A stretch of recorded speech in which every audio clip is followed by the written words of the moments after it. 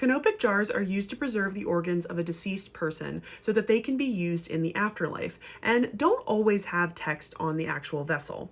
I honestly thought that the text was more standardized, that I have now discovered that it is essentially not.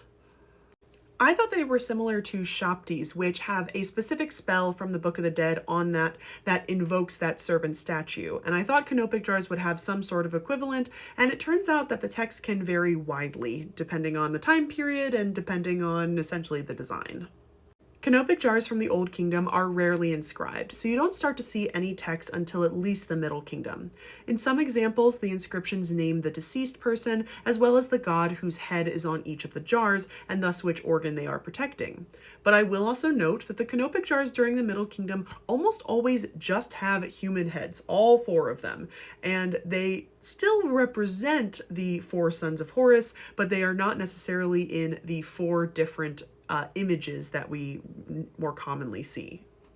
These are the names of the four sons of Horus, which are protecting the different types of organs. We just did an episode on the gods and goddesses of ancient Egypt about Quebu-Senuef, and we still have to do all of the other three. So let me know if you want to see those in our Gods and Goddesses of Ancient Egypt series.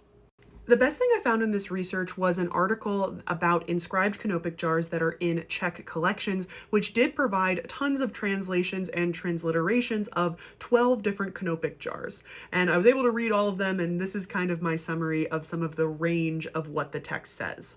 So one jar from the Third Intermediate period can be translated as happy, Osiris God's father privy to the secrets of Bastet, lady of Bubastis, scribe of the treasury, Iba justified.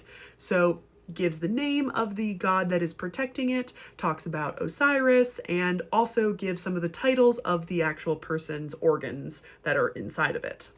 I will say the weird part about that jar, which is not the image that you see here, is that it's describing Happy, who usually has guards the lungs and has a baboon head, but when the jar was found, it actually had the head of a jackal, like this one, who is the god Dua-Mutef, which probably means that these were mistakenly put together whenever it reached that Czech collection.